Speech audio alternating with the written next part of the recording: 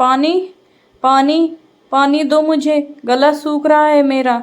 ओ माँ, कहाँ हो? यह सुनकर अस्पताल के कमरे में बेड के पास ही कुर्सी पर आंखें मूंदे बैठी अंशिका हड़बड़ा कर हरकत में आ गई। उसने देखा उसकी बहू पूजा होश में आ गई है, जो इधर उधर देखती हुई पानी मांग रही है।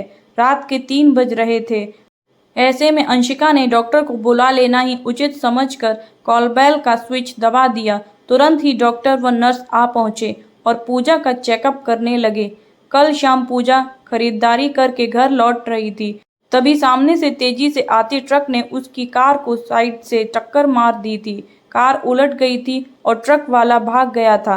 हादसा देखने वाले कुछ लोगों ने तुरंत ही पुलिस की सहायता ली और पूजा को अस्पताल पहुंचाया।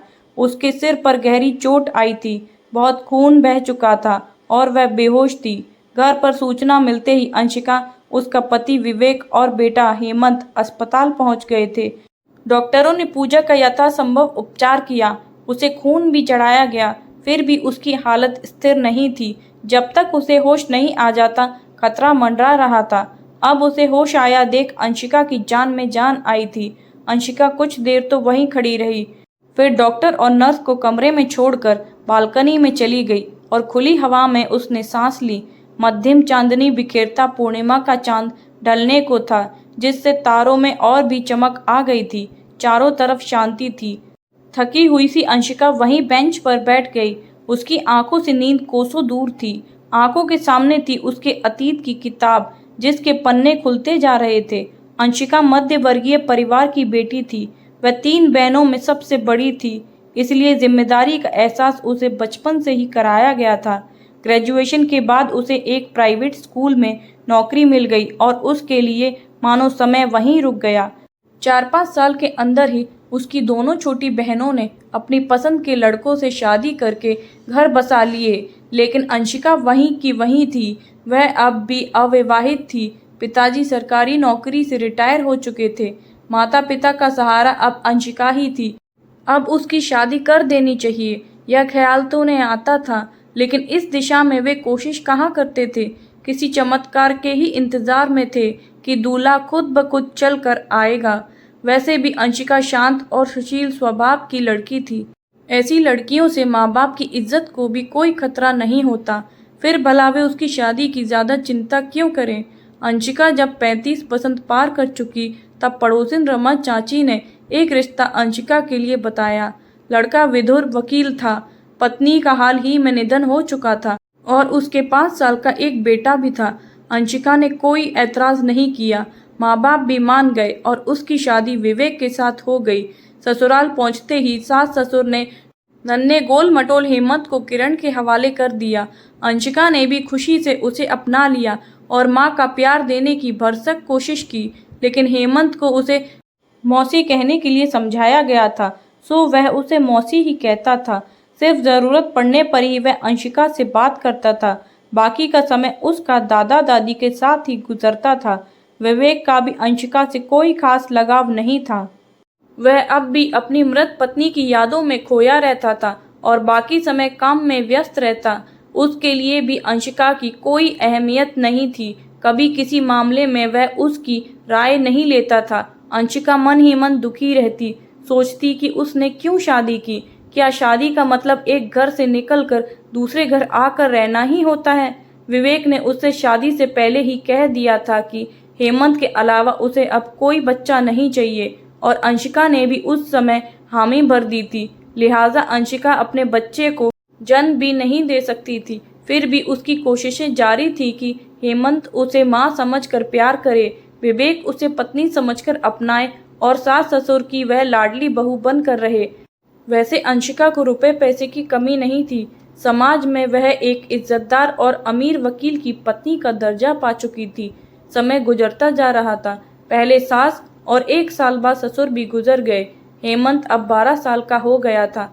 अब तो वह अंशिका को उल्टे जवाब देना भी सीख गया था। अपने मित्रों के सामने भी वह अंशिका को अपमानित कर देता था। विवेक से इस बात की शिकायत करने के बारे में तो अंशिका सोच भी नहीं सकती थी, क्योंकि विवेक स्वयं भी तो ऐसा ही कर रहा था। अंशिका अब पछता रही थी कि बच्चे वाले विधुर पुरुष के साथ शादी करके उसने बड़ी गलती की थी, लेकिन अब क्या हो सकता था। उसके माता पिता भी अब नहीं थे और बहनें तो थी ही पराई। अब जीवन ऐसे ही गुजरता जाएगा। किसी दूसरे मोड़ के बारे में तो सिर्फ कल्पना ही की जा सकती है कि वह सुखदायी होगा। बहरहाल अंशिका की अच्छी देखभाल से ही हेमंत पढ़ाई में अव्वल आता रहा और देखते ही देखते उसने इंजीनियरिंग भी कर ली। कुछ ही दिनों में उसे अच्छी नौकरी भी मिल गई। अब वह अपनी सफलता का सारा श्रेय अपने पिता को ही देता था। मानो घर में वह सिर्फ पिता के साथ ही रह रहा था। कहता था, मेरी माँ तो बचपन में ही गुजर गई। मौसी कच्चा पक्का जैसा भी खाना सामने धर देती थी, मैं खा लेता था। वह तो पापा ही थे जिन्होंने मुझे कभी माँ की कमी खलने नहीं दी।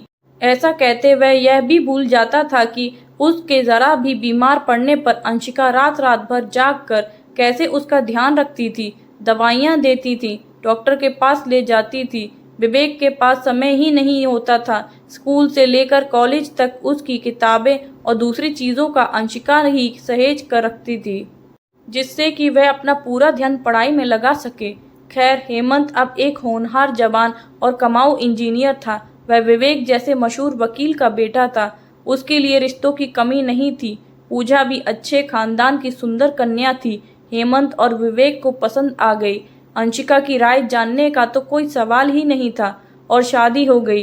पूजा बहू बनकर घर में आ गई। शुरू में तो पूजा अंशिका की इज्जत करती थी। एक दो बार अंशिका को मम्मी कहकर भी उसने संबोधित किया, लेकिन हेमंत की देखा देखी जल्दी ही मौसी कहना शुरू कर दिया। अब हेमंत के साथ साथ अंशिका को पूजा के नखरे भी उठाने पड़ते थे। उसकी पसंद का खाना बनाना पड़ता था। आदतन वह अपने कपड़े भी कहीं भी फेंक कर चल पड़ती थी। समेट कर न रखने पर अंशिका को डांटती भी थी। एक बार पूजा किसी बात को लेकर अंशिका से बहुत खुश हुई और मौसी ले लो कहकर उसे 500 रुपए का नोट पकड़ा दिया। उस समय अंशिका का मन हुआ कि वह दाड़े मार कर रोए, लेकिन वह चुप रही। मानो सहन शक्ति का दूसरा नाम ही अंशिका था। कभी फुर्सत मिलने पर अंशिका सोचती थी कि जिस दूसरे सुखद मोड़ की वह कल्पना करती है, वह मोड़ साकार न होने वाली कल्पना बनकर ही रह जाएगा। अंशिका कभी पूजा के बारे में सोचने लगती कि पूजा की दोनों बहनें अमेरिका में हैं, मम्मी पापा भी ज़्यादातर वहीं रहते हैं। फिर भी पूजा मेरी तरह अकेली नहीं है। ससुराल में वह प्यारी लाडली बहू और पति की प्रेमिका है। मायके में वह प्यारी दुलारी गुड़िया है। मेरा तो कहीं भी कोई भी नहीं। पूजा ने बेटे को जन्म क्या दिया, मानो घर खुशियों से भर उठा हो। अब अंशिका को फुर्सत मिलनी बिल्कुल ही बंद हो गई। नन्हे चिपी के साथ अंशिका के दिन गुजरने लगे। अब वह दादी बन गई थी, लेकिन जानती थी कि चिपी जब बोलना शुरू करेगा उसे मौसी के अलावा कुछ नहीं कहेगा। चिपी जब 1 साल का हुआ, उसने एक एक शब्द बोलना शुरू किया। अब तक वह मौसी कहना सीखा नहीं था। विवेक को वह दा कहता था तो अंशिका को भी वह दा ही कहता था। इस पर अंशिका को जरा सी आशा बंध गई कि किसी दिन वह दादी भी कह देगा। और कल यह हादसा हो गया। जब पूजा को अस्पताल पहुंचाया गया था, तब उसकी हालत देखते हुए डॉक्टर ने विवेक की तरफ मुखातिब होकर कह दिया था, हम अपनी तरफ से बचाने की पूरी कोशिश कर रहे हैं, लेकिन कुछ कहा नहीं जा सकता। केस बहुत ही गंभीर है। अगर और कुछ घंटे यह होश में ना आई तो आप समझ सकते हैं कि क्या होगा। उस समय विवेक, हेमंत और चिप्पी को गोद में उठाए अंशिका सभी तो वहाँ मौजूद थे। फूट फूट कर रोते हेमंत को विवेक और अंशिका दिलासा दे रहे थे कि बेटा, पूजा को कुछ नहीं होगा, डॉक्टरों पर भरोसा रखो, सब ठीक होगा। इस समय अंशिका इस परिवार की एक सदस्य थी। उसे कोई अलग नहीं समझ रहा था। शायद दुख की घड़ियों में अपने और पराये में फर्क करना लोग भूल जाते होंगे। महिला वार्ड में पूजा के पास रहने की इजाज़त किसी एक को, वह भी किसी महिला को ही मिल सकती थी। सो अंशिका ने यह जिम्मेदारी खुद पर ली और विवेक, हेमंत तथा चिप्पी को घर भेज दिया। पूजा के साथ अब अस्पताल के कमरे में अंशिका ही अकेली थी। आंखें बंद करके बिस्तर पर बेहोश पड़ी पूजा को देखकर अंशिका मन ही मन उसके ठीक होने के लिए प्रार्थना कर रही थी। शायद उसकी प्रार्थना सुन ली गई और पूजा होश में आ गई। डॉक्टर और नर्स अब भी अंदर ही थे। अंशिका बाहर बैठी उनका इंतजार कर रही थी। करीब आधे घंटे बाद नर्स ने आकर अंशिका को सूचना दी कि खतरा टल गया है। पूजा ठीक है और वह कमरे में जाकर पूजा के पास बैठ सकती है। नर्स और डॉक्टर चले गए। अंशिका कमरे में आ गई, पूजा की चादर ठीक की और कुर्सी पर बैठ गई। पूजा होश में थी और अंशिका की तरफ ही अपलक देख रही थी। शायद कुछ कहना भी चाह रही थी, पर कमजोरी या दवाइयों के असर के कारण वह जल्दी ही नींद की आगोश में चली गई। अंशिका ने भी राहत की सांस ली और कुर्सी पर बैठे बैठे ही उसकी आंख लग गई। 15 दिन अस्पताल में रहकर पूजा घर आई। अस्पताल में अंशिका ने पूजा की जो देखभाल की, वह देखकर तो कोई भी यही कह सकता था कि यह पूजा की सास नहीं बल्कि माँ है। घर आकर भी वह पूजा की सेवा में लगातार जुटी हुई थी। डॉक्टर के मुताबिक तो अंशिका की सही देखभाल ही पूजा को बचाने में कारगर साबित हुई थी। विवेक और हेमंत की आंखों में भी अब अंशिका के प्रति आदर भाव झलकने लगा था। एक दोपहर विवेक घर पर ही थे और हेमंत ऑफिस गया हुआ था। पूजा सोई हुई थी और अंशिका पास ही कुर्सी पर बैठी हुई थी। तब विवेक ने उससे पूछ ही लिया, अंशिका तुम इतना प्यार करती हो अपनी बहू से? सच में, अगर तुम अपना प्यार और आत्मीयतापूर्ण देखभाल पूजा को नसीब ना होती तो बेचारी का ना जाने क्या हुआ होता। सच में तुम्हें वह इतनी प्यारी है? मानो विवेक भावना के प्रभाव में बहकर अंशिका का मन टटोलने की कोशिश कर रहे थे। नहीं, मैं प्यार नहीं करती पूजा से, अंशिका लगभग चिल्लाई। यह सुनकर विवेक को अपने कानों पर विश्वास ही नहीं हुआ। ना ही अंशिका से दोबारा कुछ पूछने की वह हिम्मत जुटा पाए। कुछ देर चुप्पी छाई रही। विवेक जी, मैं अंशिका से यानी अपने आप से प्यार करती हूँ, क्योंकि मुझसे कोई प्यार नहीं करता। चुप्पी तोड़ती हुई अंशिका एक छोटे बच्चे की तरह बोली, सोचो अगर पूजा को कुछ हो जाता तो आपकी तरह ही हेमंत की भी दूसरी शादी हो जाती, हेमंत की दूसरी पत्नी घर में आ जाती। क्या हेमंत उससे प्यार करता? क्या चिप्पी उसे मौसी न कहता? क्या वह आपकी लाडली बहू होती? नहीं होती ना, वह बिल्कुल मेरे जैसी होती। अरे दूसरी अंशिका होती, वह प्यार नाम की चीज से कोसों दूर। कहती हुई अंशिका ने एक लंबी सांस ली, फिर आगे बोली, देखिए मैंने उस दूसरी अंशिका को जन्म लेने ही नहीं दिया। अच्छा किया ना मैंने? कहो मैंने अच्छा किया या बुरा? विक्षिप्त सी अंशिका विवेक को झिंझोड़ कर पूछ रही थी। अंशिका को पता नहीं था कि पूजा जाग गई है, सुन रही है और हेमंत भी न जाने कब आकर पास ही खड़ा उसकी बात सुन रहा है। जवाब क्यों नहीं देते? मैंने अच्छा किया या बुरा? अंशिका ने फिर पूछा तो विवेक ने कुछ कहे बिना उसका हाथ कस कर पकड़ लिया, मानो अपनी अब तक की गलतियों की वे क्षमा मांग रहे हों। तभी हेमंत आगे बढ़ा और अंशिका को गोद में उठाकर उसका माथा चूमता हुआ बोला, माँ, मेरी माँ, तू मेरे सामने थी और मैं तुझे तस्वीर में देखता रहा। कहते हुए हेमंत ने उसे बिस्तर पर पूजा के साथ लेटाया। इधर विवेक के आंसू थमने का नाम नहीं ले रहे थे और हेमंत अब अंशिका को चुप कराने की चेष्टा कर रहा था। अंशिका, तुम मेरे जीवन में उजाला लेकर आई, फिर भी मैंने तुम्हारी कद्र नहीं की। इस घर की स्वामिनी होते हुए भी मैंने तुम्हें तुम्हारे हक से वंचित रखा। हेमंत और पूजा भी मेरा ही अनुसरण करते हुए तुम्हारी उपेक्षा करते रहे।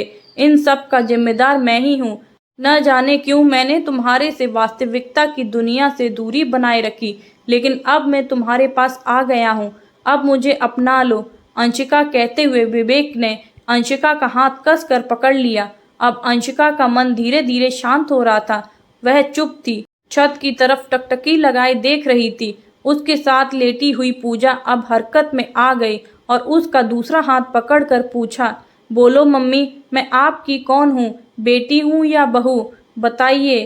फिर चिप्पी को संबोधित करते हुए बोली, चिप्पी, आप दादी को दा क्यों कहते हो? बोलो। दादी और चिप्पी भी जब तोतली जबान में दादी बोला तो अंशिका हंस पड़ी। उसे लगा जिस दूसरे सुखदायी मोड़ की वह कल्पना किया करती थी, वह अब आ चुका है। पहला मोड़ कंकड़ पत्थर और कांटों भरा था, तो दूसरा मोड़ हरियाली, महकते फूल और प्यार की बौछार से सराबोर है। इंतजार रंग लाया है। अब उसकी बाकी की जिंदगी इसी मोड़ पर आगे बढ़ती जाएगी, इसमें कोई शक नहीं। फ्रेंड्स, आपको ये स्टोरी पसंद आई हो तो वीडियो को like, comment, share and subscribe ज़रूर करें। Thank you.